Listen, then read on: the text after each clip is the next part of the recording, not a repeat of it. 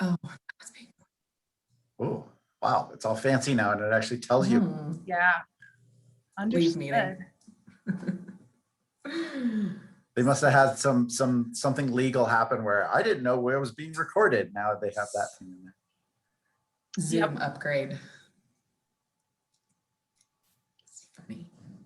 Yeah, I've always done, like when I've been hosting meetings that get recorded, like for seminars, I'm always, everyone good? You good? You good? It's gonna be public forever? Yeah. Sign your life away. Yeah. All right. It looks like we are live on Facebook now as well. Great. All right. So, there we go. Cool. All right. And then, man, they always change things up on the controls. So getting the chat up here. Wow, there's a bunch of people already on. Holy cow. Right. Linnea's got fans. You take a week off and people are like, where are you? Yeah. Oh, Chris, what episode number is this of yours? I don't know. Something. Honestly, I really, I probably can find out actually rather quick. If You've done at least like 50, wouldn't you think? 60? We're going to call this, I think this is show 61. Wow. All right. Yeah, I'm looking back on a database of all the shows, and yeah. Number 61. So welcome to show 61, everyone. Perfect. And we're still keeping it nimble, keeping it fun, because I'm still trying to feature people who have not been on before. And so although Molly has, for the first time, we do have Hilary from Booker and Linnea Smith from Vineyard Professional Services. So thank you for being on. So again, hey everyone, Chris Toronto from the Paso Wine Hour, Paso Robles Wine Country Alliance, pasowine.com. And thank you for joining us for another thrilling episode of the Paso Wine Hour. Today, we are going to be talking about what's happening in the vineyard. And I have three guests on who are all very well versed on that. And I'm looking forward to this conversation of finding out where we're at here on, what is it, June 10th in 2021. What's happening in that vineyard? So joining me today, I have Molly Scott with Justin Vineyards and Winery, Hilary Graves with Booker Vineyard, and Linnea Smith with Vineyard Professional Services. I want to give each of them a quick second to say hello and the brand and maybe where you're located, or just your 30-second hello, I suppose. So Molly, why don't we start with you? Hi, everybody. Molly Scott. I'm the Director of Grower Relations for Justin Winery, obviously proudly here in Paso Robles. And I have a sweet gig. I am in charge of all of our grape sourcing and get to work with our winemakers really closely and all of our grape growers and our vineyard team. And coming up on 10 years now with Justin. So that's great. That's awesome. Yeah. Molly and I recently hosted a writer for a lunch town, and that writer says she came and visited us from was it Atlanta or Dallas, one of the other? Right. Yeah, and she says, you have an interesting title. And when Molly explained it, she was like, you have a sweet gig. Yeah, I know. It is. Yeah, a lot of people don't know really what grower relations means, but it is a sweet gig that we can chat about. Absolutely. These ladies Awesome. are very familiar. Hilary Graves with Booker Vineyard. Welcome. Thank you so much. Yeah, I'm Hilary. I've been farming in Paso, Westside Paso, for about 20 years, but I'm new at Booker. I started here in December, which is super fun and exciting. It's nice to have such a great team of people that I work with. I love having colleagues, and we have a great group of people here. I work in farming here and also work with other growers that I buy fruit from for our other two labels, My Favorite Neighbor and Harvey and Harriet. Cool.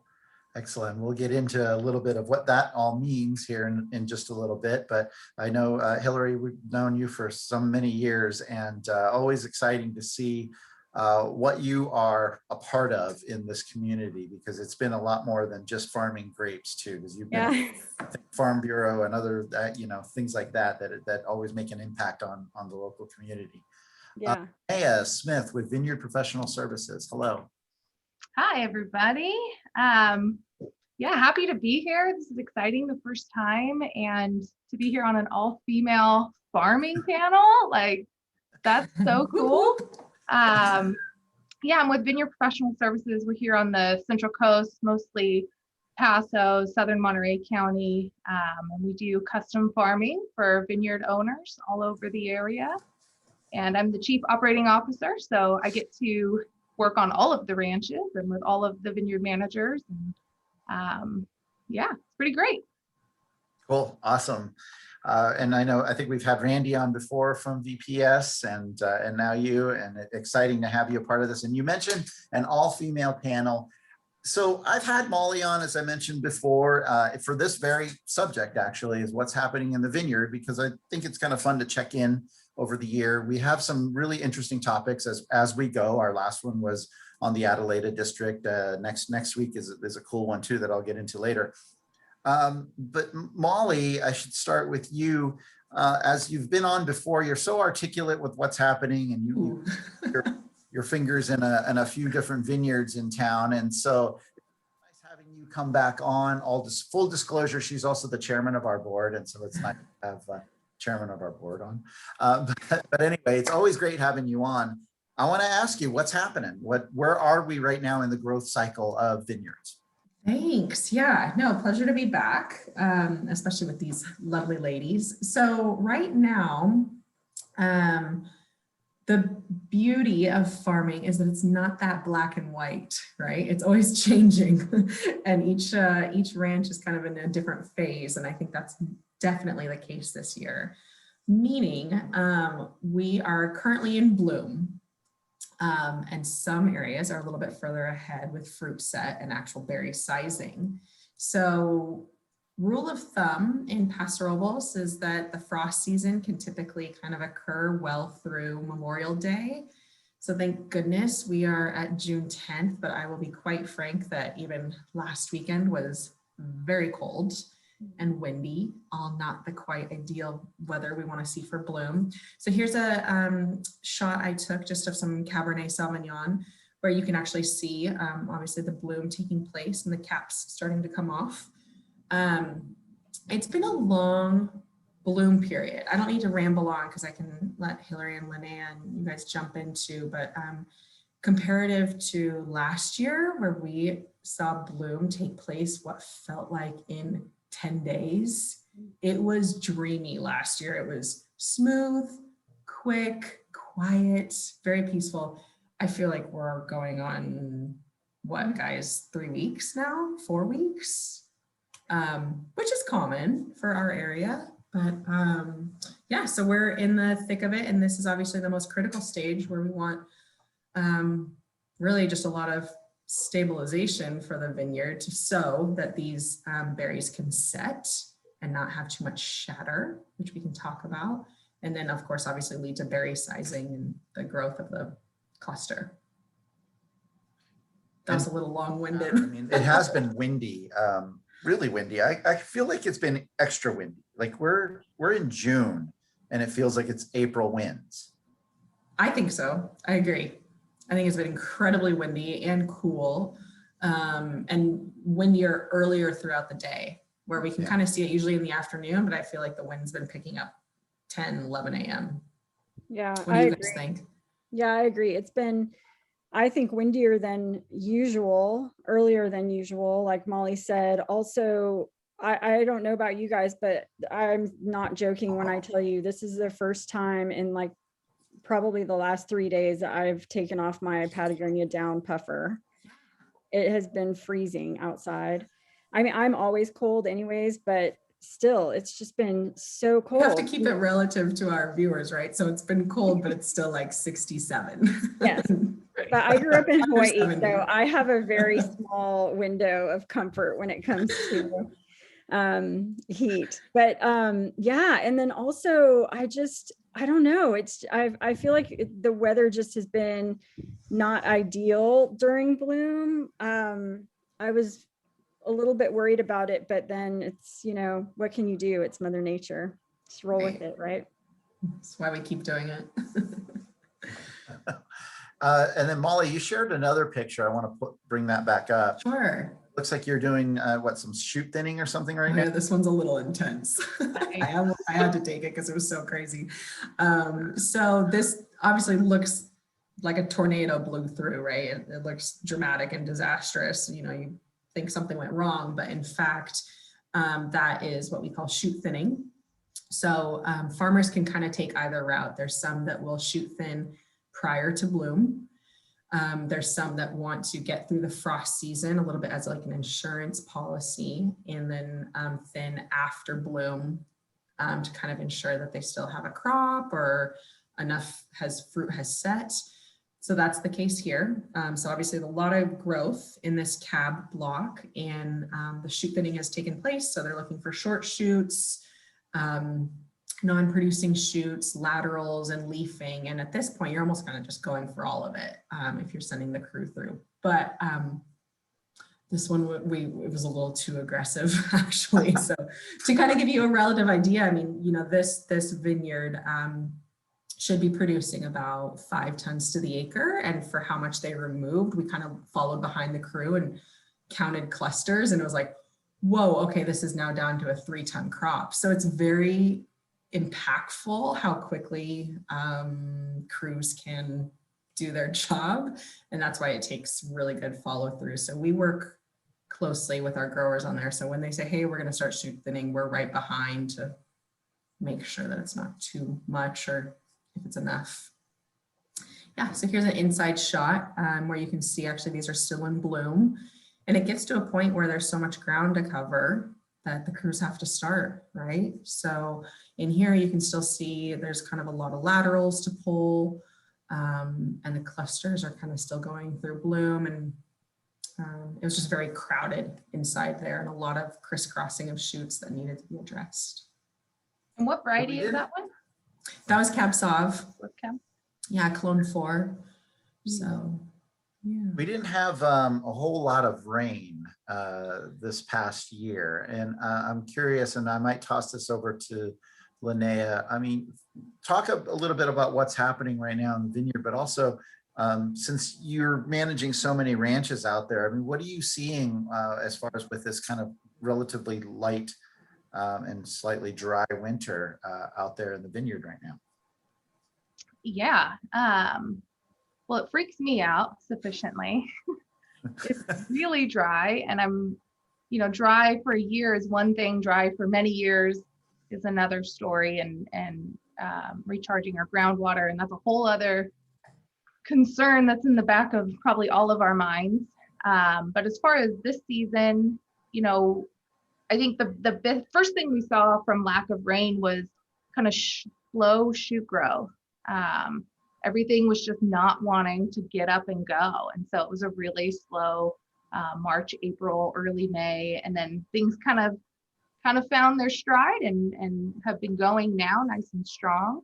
But things were really short for a while, and I was pretty concerned. And I think that's solely to do with lack of water. You know, there's deep water, you know, deep moisture in the soil, but nothing where all those young new roots are growing in that top, you know, 18, 24 inches. And so that had an early season impact, and we had to start irrigating much earlier than we would have liked. And it varied site to site, of course, but usually, you know, we'd love to push it off until June, you know, after set or, you know, just or during bloom just to keep things happy. But things were really dry. So it'll be interesting to see that impact on the fruit. But before we get to the fruit, we got to get enough leaves, got to get a full canopy, and things are looking much better than I thought. So hopefully we're good. Do you think the canopy, like, because with the lack of rainfall, but yet then the lack of heat, that the vines have been able to then develop some form of canopy for this year? Does that equate somehow? I actually think at the beginning, when it was really cold, that hindered growth. Okay. You know, they like warm, sunny days, green anything in the world, anything, any plant loves a nice sunny environment to grow in. So I think the cold was actually hindering it. Now, in another month, if things drop to 80 degrees and we're, proportionally cool for this season, then yeah, the vines will use a lot less water. They'll be probably much more comfortable in their vegetative state. Mhm. Now this cluster here looks far more well along than that Cabernet Sauvignon that Molly was showing us. Dang it. Is this the first one I sent you? This is the, Oh, you know what? I'm Yeah. sorry. I think I'm out of order. no, you're good.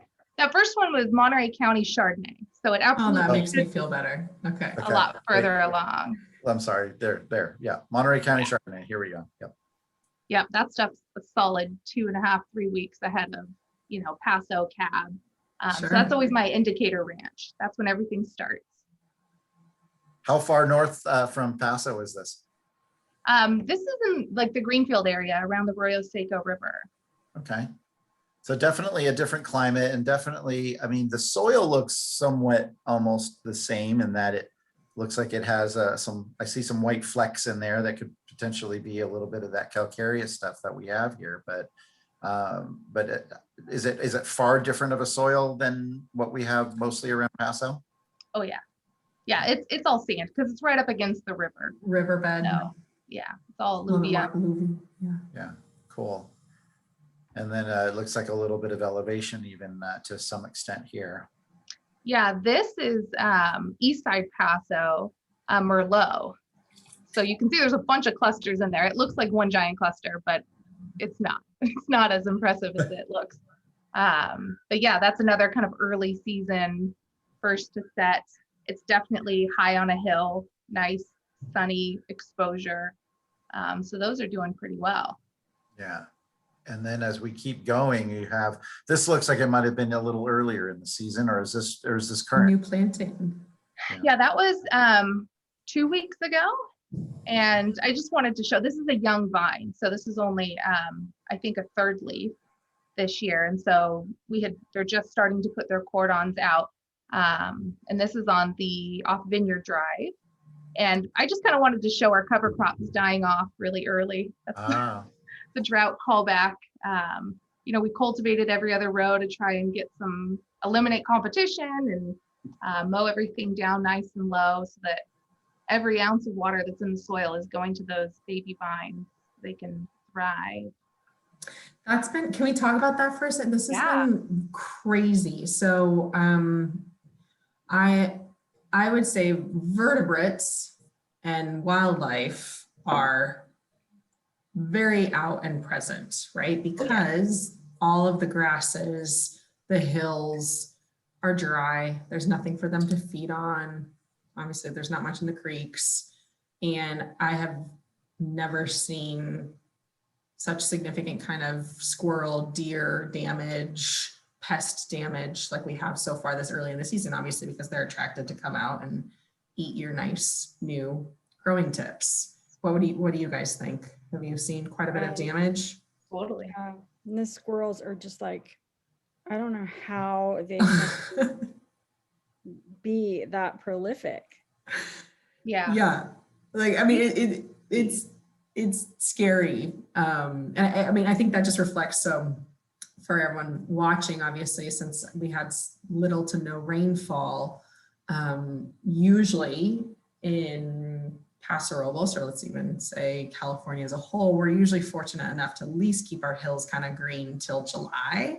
And I would say that green died off come April. I think I was reading that someone did a flyover and kind of looked at moisture content around the state of California, and that we are about 2 months ahead of schedule. So the vertebrates are just impressive. There's nothing to speak of as far as wildflowers and some of that mustard hills or the poppies or even the blue pine that you normally would see on some of our big hillsides. And then, that's interesting about the challenge. You're saying the vertebrates are getting out there and chewing on stuff, especially new stuff. Hilary, I think you've got kind of a new planting behind you, don't you? Yeah. And right behind me. And because it's right by our tasting room, I didn't use any kind of cartons or anything to protect. I hate cartons anyways. So I was really happy to have an excuse not to use them. I don't even want to say it out loud, but we don't have any squirrels here. Really? Get out. And so, Ugh. yeah, and I hope that I don't, ruin that for myself by saying it, but It's being recorded. yeah, they're listening. They're gonna all run over here now. But yeah, so it's been fine. We do have some rabbits, but not enough to hurt them. They're growing and doing great. So Good. Is there an organic, because I know you're going organic and bio, but is there like, what would be kind of a more organic way of reducing the squirrel population on your vineyard? I don't know if you want to ask me that question, Chris. Okay, maybe not. I use a Browning 17 caliber rifle. But no, here at the estate, we are certified organic, and because we don't really have a problem with them, we don't have to, we've not ever had to do like poison or anything like that. Yeah. But I live at a big vineyard that is not certified organic. And I noticed that something was eating my chicken's food. So just to put this in perspective, I put out 2 squirrel traps, and over a period of it was a little over a week, I caught almost 70 squirrels in 2 traps and 1 skunk. Oh, bonus. So Hilary, before you said that, I was just about to brag about the 2 squirrels that I killed in my backyard in traps because they were eating my chicken food. But that doesn't hold a candle to what you got going on. Yeah, I was getting like 7 to 10 per day in two traps. Yeah. Wow. Yeah. So this picture is one of my favorite topics because my education is mostly in grapevine physiology, and my professor was Dr. Smart, who's the canopy management person. So that is really interesting to me. And what I'm spending a lot of time right now on is just evaluating canopies. So to follow up on what Linnea said, I agree. I was super worried this vintage because essentially all I am is a leaf farmer. That's what I do. I grow leaves so that they can perform photosynthesis and ripen their crop. So the canopies, I thought shoot growth was slow and I still am seeing a lot of really small canopies around town, but they are definitely catching up. But the picture before, I just took that to show that is a canopy that I consider to be too dense. The leaf layer number is too high, so we'll make adjustments there. And one of my favorite ways to evaluate that is by looking, if you're at the right time of day, you can look at the shadow on the ground, and I can see that I don't see enough speckled sunlight in the shadow that's on the ground. So that's something that I try to, one of the ways that I evaluate canopy density. That's a pretty neat little trick there. That's cool. Yeah. And then the next picture is showing a different vineyard after we shoot thinned. That's the kind of speckled light that I'm looking for in the canopy and on the clusters. That was Malbec, and it was early in the season, so it's grown a lot since then. I think here's a little bit of the evidence of shoot thinning, huh? Yeah, so that's what was left on the ground after we finished the shoot thinning. Mm-hmm. I think a lot of people are surprised when they see how much vegetative growth we remove from grapevines. Yeah. But, they're weeds. They've evolved for so many millions of years to be really efficient foragers, and they're good at what they do. So we sometimes need to rein them in. I will say my chickens would love all of those droppings right there. They're slaying the vines in my backyard that get low to the ground. Quick question from someone asking, what do you use for bait when it comes to wrangling squirrels? Yeah, I just put the chicken scratch or lay crumble in the bottom of on the ground. And then I put the squirrel trap on top of that. And then the other thing is I can see where they have a little path where they've been going into the chicken coop. And I put this squirrel trap right on that so that they have to go in it to go through their little tunnel. And then they go inside there. I also believe that they like call to their friends and then more come in. Party. It's true. That's awesome. Not the smartest creatures, I guess. We have a great question over from the Facebook side of things that I'd love to pose to you. And then we've got more to get into, of course. But what aspects about wine grape agriculture and natural resource sustainability can wine writers and travel writers cover that receive little attention? So I suppose what they're asking is that from your point of view and from what is happening in the vineyard, what is happening from agriculture, it isn't getting enough attention that maybe writers could look towards to try to uncover or dig a little bit further under the surface. Yeah. Somebody. I definitely think that is a really important point.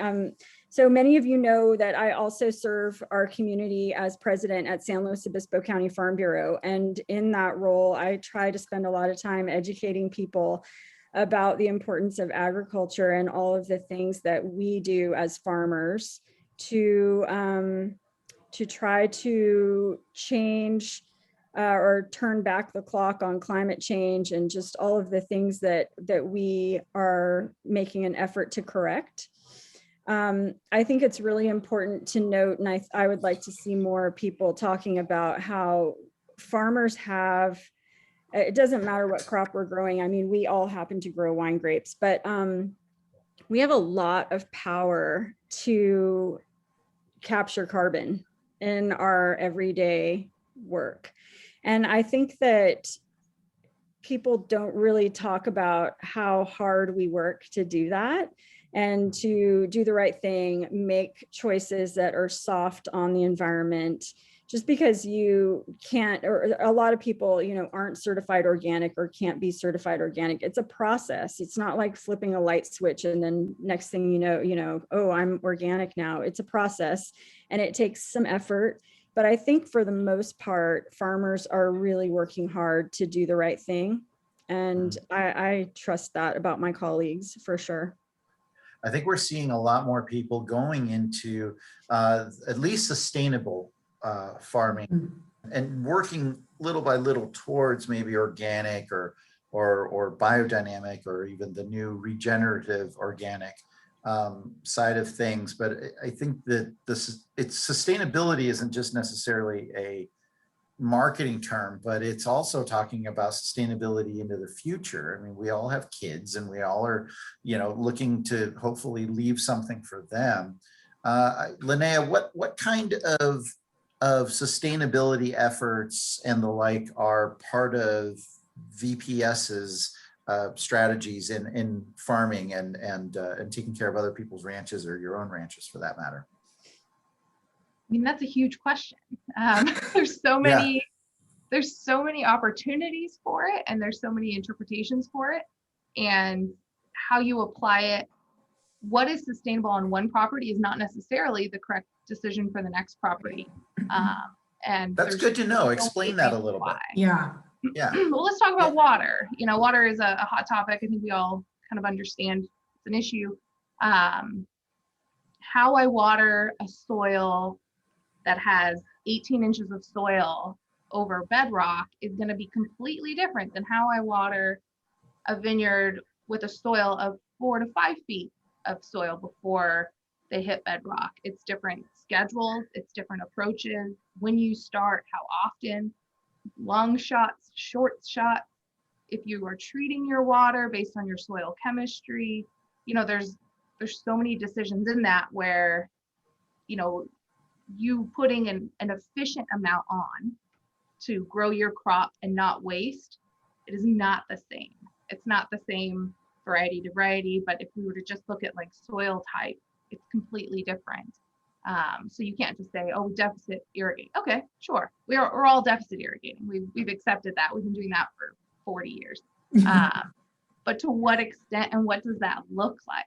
And what does that mean? I think you have to be doing the right thing for your soil volume and your soil chemistry and your soil biology.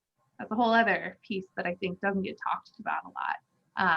We at VPS, I'm a soils person, so that's why I say the word soil a lot. We're few and far between, so we stick together. But I've been trying to push the no-till or the smart till. That's actually something someone else coined that I stole. But cultivating when you need to cultivate. Like this year, we're in a drought. There was no surface moisture. The decision to cultivate a little bit was the right decision in some situations. And there's other situations where the vines were really established, maybe a wider spacing, maybe a robust rootstock, where it can just handle it. It can handle the drought a lot better. And so let's preserve our soil microbiology and our structure and not cultivate. And so there's just so many variables that you couldn't make a blanket statement, but I think going back to your original question, like what is VPS doing? I think it's just that. I think we dissect every block on every ranch and approach it with care that makes sense for that block to do well and not waste resources. Cool. Molly, with you guys, and let's go back to the original question about where can writers or where can wine writers and the like, what opportunities exist out there from a farming standpoint? Do you have something to share on that one? Yeah, I think there's a lot of missed stories. I think there's challenges. One thing, there's a great conference in Sacramento every year called the Unified Wine and Grape Symposium. And I sit on the planning committee for that. And we're tasked with coming up with the topics. And one thing that ties back to sustainability was brought up, right? We need to talk about carbon farm plans. We need to talk about climate change, and not necessarily, we know it's coming, but how can we make adjustments now in our farming practices? One of the big realizations was growers are always being asked to do more, right? Please be sustainable. Please be biodynamic. The consumer wants green wine. The consumer wants natural wine, no additives, do this, do this, do this, yet the price point isn't changing, right? So one thing that we're finding that's very common, there's a my entire job is being the peacemaker between growers and winery, right? So there's a relationship piece there of we have to support our growers with rising costs if we're going to continue to ask for more. And these practices, albeit very important for the future of agriculture and the world, they cost money, right? So I think we need the story to be told that there needs to be an awareness. If you want these things, the bottle price has to increase, or the grape costs obviously have to increase because labor is increasing and everything is increasing, right? So I think if there's that much demand, then it needs to be backed with support by the consumer to pay more. Yeah. And it should be, right? I think we're all more conscientious of our buying power and our choice and buying local. So that would be kind of one angle I think could be touched on. Yeah, I had a recent presentation that we had to do for the buying group, the monopoly of Quebec called the SAQ. Right. One of my people on that presentation was Niels Utzon from Castoro, and he farms organically there, and he had a slide up that was really telling in the sense that one vineyard, the dirt and everything, it just didn't look healthy. He loves that slide. He does. This slide it's out there, right? And then the other one, of course, has this cover crop that is, and what we've seen actually in a lot of the imagery that we've already shared today is, like healthy rows and healthy, like, very healthy vineyards. And he has this side by side that he does. And he says, which would you prefer to drink wine from? This one or this one? It's almost like the difference between like the LA River image that you might see where the concrete sides, you want to, swim in this river or, some pretty other river with like greenery around it. But I feel that it's so telling in a sense that, one product is going to be a little bit more expensive to be able to farm in that way, right? And I know for over at Booker anyway, we do see a higher price point over there. And I know that there's the Booker brand and then my favorite neighbor, and of course, Harvey and Harriet. But Eric over there, and now with you, Hilary, I mean, there's always been this really calculated and careful approach to farming there. Or being organic too. I mean, how are you seeing that? I mean, you're able to manage your own vineyard and you're not necessarily, well, actually you did say you're purchasing fruit from other vineyards though. Are you then pushing the organic thing over there as well then for those other vineyards? Yeah, so being organic is something that is very important to Eric and Lisa Jensen. And we also believe we want our employees and we have like our vineyard dogs and stuff, and we want everybody to be able to just go out, walk freely, not have to worry about any kind of that we've sprayed something that's toxic or anything like that. And also for consumers of the brand. So it's really important. It's one of our basic tenets. We do ask our growers that we are buying fruit from to farm organic, but we do not require organic certification. Okay. And I suppose trying to, push that as you were saying before, I mean, that's a hard kind of thing to do. You can turn around a small speedboat, but you can't turn around a big ship. Yeah, it's an educational. What timing does that look like? It's an educational process. But I also, just as an example, I have a grower that I'm buying some fruit from who told me yesterday that because I purchased 2 blocks of fruit, some Cabernet and some Syrah, told them that I needed it to be farmed organic. And they were like, this is a good experiment for us, so let's do it. So they're farming it organic.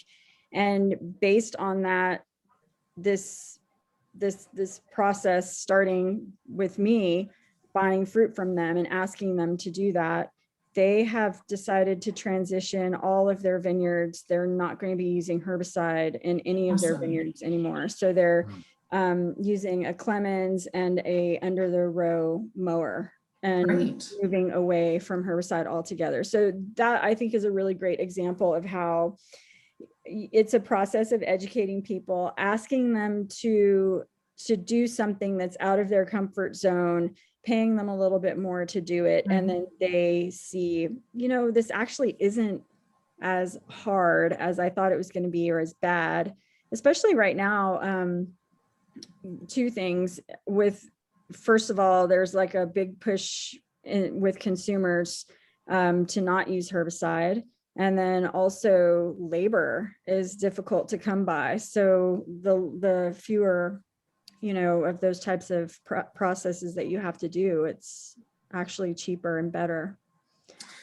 Would you guys agree? I mean, wouldn't you think if you were to go organic, wouldn't you think Paso is a fantastic place to do that because of our climate? And we don't have, obviously, the wet, dense fog like Monterey. We have fewer mildew thresholds, right? So, I mean, to kind of give everybody an example, other counties that are cooler climate, a lot more moisture, there's a higher mildew pressure there. And so that requires more sprays for fungicides to ensure that the crop doesn't get moldy. Where Paso, we're a lot warmer, drier climate. So our spray applications are significantly half, if not a third of some other regions, right? So we are suited for it. Those 100-degree days do us a lot of favors in the real estate Yes. world. Yeah. Yeah. Do you think that in the future, we're going to see a trend in Paso? I mean, can Paso stand out as this potentially an organic farming leader in the greater wine world? Yeah, I think so. I mean,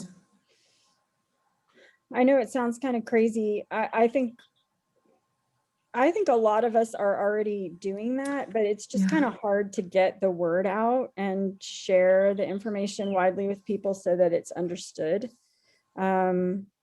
I don't know. But I definitely agree with what Molly said about, of all the places to do it, this is a really good one. I think it's a little easier. Yeah. It's kind of one of those unspoken, oh, I'm sorry, first. No. I was just gonna ask Linnea, because you work with a lot of independent growers and that you're then farming their properties. Are you hearing from them just saying like, hey, I'm thinking about going organic, or, you know, how do I do that? Or is that a chatter out there right now? I think it's always been a chatter. We have some growers that don't care, you know, that's not a priority. We have some growers where it's a huge priority. And then people that are kind of, if it makes sense, let's do it. If we can still meet our budget, let's do it. You know, so there's a pretty big range. But I have a couple clients right now that we're building new budgets for and say, okay, here's the model. This is what it's going to look like to do organic on your site where we've already farmed conventionally or some sort of, you know, hybrid. A lot of our ranches are kind of hybrid. And so here's the things that'll be more expensive. Here are the things that'll be less expensive. And then here's the other impacts. You know, this is maybe you're going to see a few more weeds. Is that a comfortable place for you? You know, maybe a few more gopher holes. Is that a comfortable place? And so we just kind of lay it out and then let them make their decision. So we are not decision makers on their behalf for something that big. It's our job to gather the information and present it all to them. And then I think the other big driver are wineries. You know, wineries asking for things, and ultimately that's a client. You know, sure, you want to sell your grapes, here's the things you need to do, whether it's organic or sustainability certification process. You know, we have lots of people that are SIP and CSWA certified, and you know, everything in between. So yeah. Is the push pull going to come down to the consumer? Do you all think? Do you think it's going to be consumers looking for an organic wine? And you know, I see you shaking your head, Molly. I think Paso is a unique market where the winery and the winemakers tell the story and they call the shots in a good way, right? I think we're definitely proud pioneers of Paso Robles, where we know, oh man, we know what we're doing. We think we're very good at it. We're very proud. And if you like it, come on down. I mean that kindly, where I think people will pick up on it versus there could be more large national brands, or like perhaps, you know, at a lower tier level that are, you know, the ones you see on Instagram ads that are pushing for organic. Yeah. Does that make sense? I think so.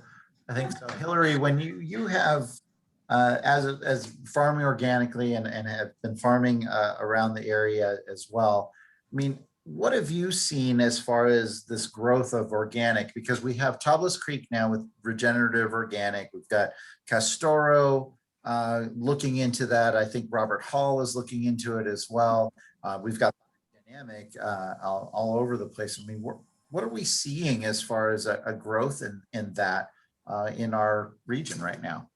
I think there's huge growth, but there's also a lot of people who've been doing it for a long time. I mean, Tablas Creek, they have totally led the way in so many of those things. And also Chris and Joanne Cherry, they've been really, you know, they've been doing this for a long time. But there are, like I said, I think there are a lot of us who have been doing this for a long time, but we're just, we're not great about, I think, sharing this story in a big public way.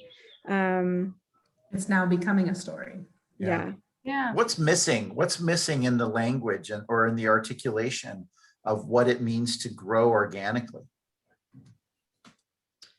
I don't know if I understand your question. Do you mean in getting the What- message out?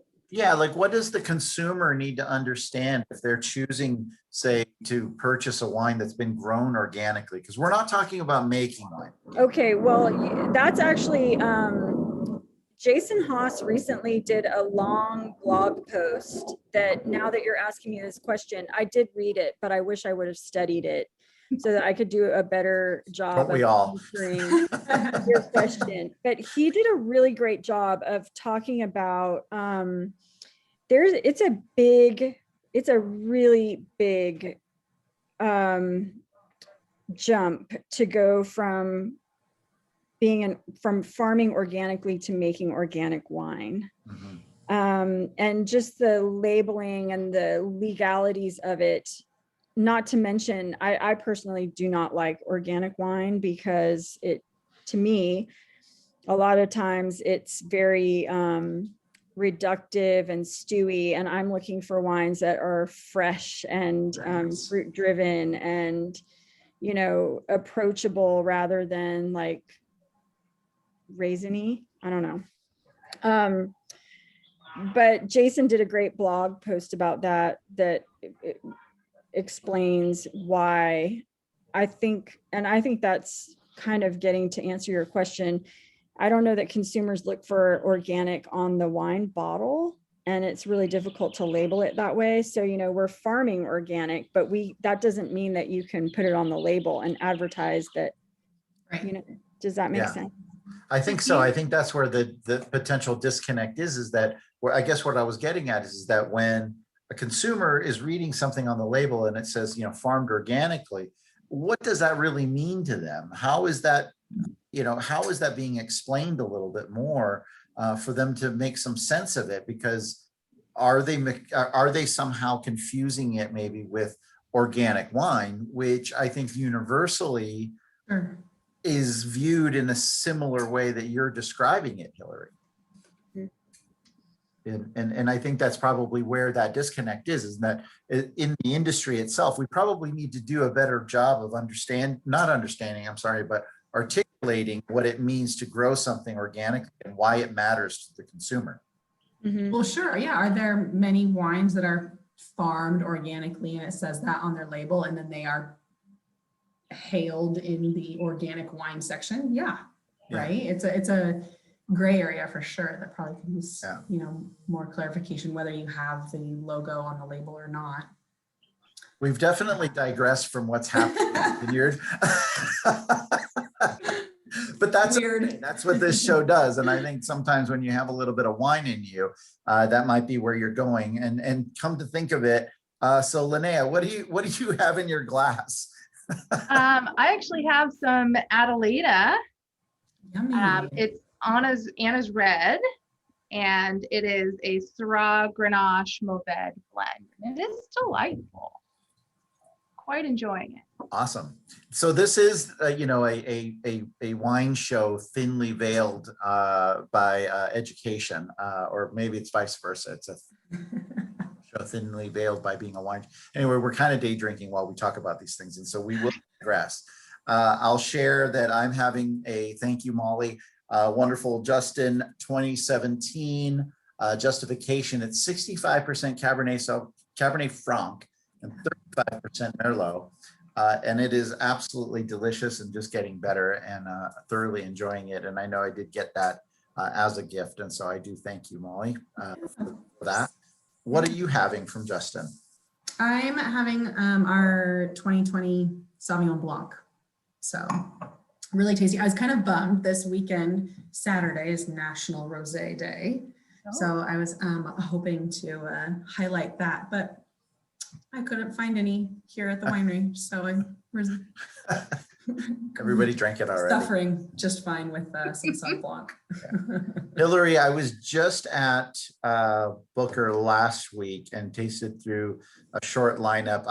What are you drinking? Because I was just there and I feel like everything I tasted was off the hook. Yeah, I'm drinking the 2018 Vertigo. And Yum. fun fact, so it's a Syrah Mourvedre Grenache blend here at the estate. And the Syrah comes from that green hill right behind me. That's Awesome. Vertigo Hill. Nice. So yeah, that's what I'm drinking. That's awesome. And we're digressing, and yet we're coming back around to the subject, but I do want to talk a little bit about that Vertigo Hill compared to that nearby hill there. It looks like you said Syrah from that Vertigo Hill, correct? Yes. I got that right. What's being grown right behind you? This is also Syrah right behind me, Okay. just baby grapevines. Yeah, Okay. we love Syrah in Paso Robles and particularly at Booker. It's probably my favorite grape to grow. And I just think it does great here in our climate. And I just think it has so much personality in the vineyard. So I like Syrah. It is super fun to grow. That's definitely a good thing. All right, let's talk a little bit about where we think the 2021 vintage is going at this point in time. We have a few minutes left. All three of you to get your take on where we think we are going right now as far as whatever. What do you see? What's in your crystal ball? We're going to do another What's Happening in the Vineyard show just before harvest, or probably just right when harvest starts. But I'd love to hear what you think at this point. Linnea, let's start with you. Well, in my crystal ball, I'm thinking we make it all the way to harvest. So there's that couldn't be said for everyone in 2020. Sorry if that was too soon. But yeah, I'm hopeful. You know, it's a nervous place to be in a drought, but at the same time, droughty years can be really good wine quality years. They may be low yield years, which is hurtful for the grower. But there could be some really good wines coming out of Paso Robles this year. And that's what I'm hoping is the silver lining. Yeah, going for a silver lining there. All right, right on. And let me add a caveat. What's going to screw this up? What can happen between now and say harvest that is just like, no?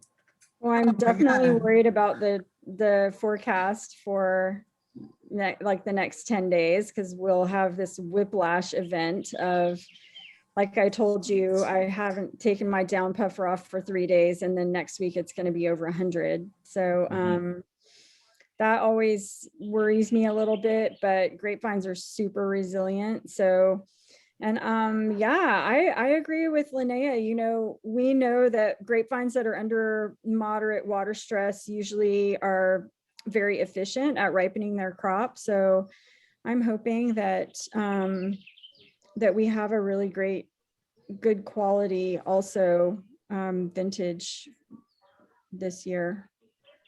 Yeah. Yields, what are we thinking at this point? It's look pretty okay. Early. All right. Yeah. Oh, no. Well, I think it's always such a guess at this point. So many things happen. A wag. I think it is a little bit of a guess. I mean, I have seen a couple of vineyards that had some pretty significant shatter, but for the most part, it's, I think, looking okay. Okay. Shatter, let's define it for some of the people that are watching. Okay, so grapevines have perfect flowers. They have both male and female parts, so they're self-pollinating. And if something goes wrong and the pollination process is interrupted for some reason, then you don't get a berry there where that flower was, and we call that shatter. So I saw some Malbec earlier this week that had quite a lot of shatter, and that's not actually unusual for that variety, but in this particular case, it was just more than usual. And I also saw a little bit of Cabernet that it was still really early, but it looked like it also had a little bit more than usual. It's just two unique locations. So yeah. Cool. Thank you very much. And Molly, crystal ball and what can happen between now and then and all that good stuff. Yay. I mean, I think whether whether it be good or bad, I feel like we've seen it all the past 4 harvests. I think we're very positioned to be prepared and reactive. We've had the cool harvest, we've had the hot heat wave harvest, we've obviously had wildfires. I think that we're pretty savvy now on how to plan ahead if we are given the opportunity. But obviously a silver lining would be great and a smooth sailing harvest, but we'll have our usual heat waves and kind of our Indian summer and kind of see how it goes. But Cool. that's why we do it. It changes every year.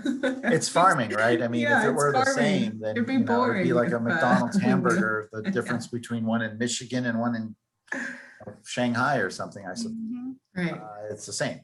But it is farming. And so that's why asking you for a crystal ball, it's like, I'm not holding you to it. It's not like in a couple of months, we're going to go, Linnea, what? Yeah. End up with that. But It's been like my awesome having boss the always three of you says, on. I can't believe that it's already, an hour has really gone by. We do have a quick question about to learn more about some of these topics and where can I find info from these awesome panelists. So why don't we do any shout outs of any websites or anything like that? I'll start with Molly with you. I would definitely recommend going to vineyardteam.org. They are a fantastic local nonprofit supporting viticulture education and have a great database of presentations, blogs, podcasts, interviews, research studies. So Cool. Do you have any resources to share as well? Did you ask me? Yeah. Resources. Oh my gosh. I was just going to give my contact information, or Do that. if you'd like to come and taste our wonderful wines at Booker, you can do so by making a reservation at bookerwines.com. I'd love to have you here in Paso Robles. And my email address, Hilary with 1 L, HILARY at bookerwines.com. Excellent. Thank you. Linnea. Yeah, I mean, I guess if you are a non-grower, non-winemaker, and you want to learn more about sustainability that we've been talking about a lot today, Vineyard Team is an awesome place to be looking. And then also just staying tuned to things like this. It's amazing what's on social media and what people are talking about, and following wineries that you respect on Instagram. Like, I'm not trying to be too millennial there, but people are doing really cool videos and highlights and explaining stuff. Like Tobless Creek is such a good example. I love their Instagram videos. And if you'd like to learn more about me or Vineyard Professional Services, you can always just Google us or go to vineyardpro.com. Cool. Thank you so much, everybody. Thanks for being on today. A quick question before we go. Hilary, where do we purchase some Harvey and Harriet 2018? Zarmina, where can we? Well, we just opened our brand new Harvey and Harriet and My Favorite Neighbor tasting room here at Booker. So we're open Thursday through Sunday. Friday through Sunday. You can purchase it there, or where else? The 18 vintage is sold out, but we'll have the 19 ready to go. The 18 vintage, I just was told the 18 vintage is sold out, but we're getting the 19 ready to go. All right. I was going to say Zarmina probably posed that question, but now finding out that it was 18, maybe it's just somebody looking to scratch up some 18 somehow. So She was here working and I was like, oh, good. Because if they ask me a hard question, I don't know the answer. I have you here. She is a wealth of knowledge. So Zarmina, thank you everybody for watching today's Paso Wine Hour.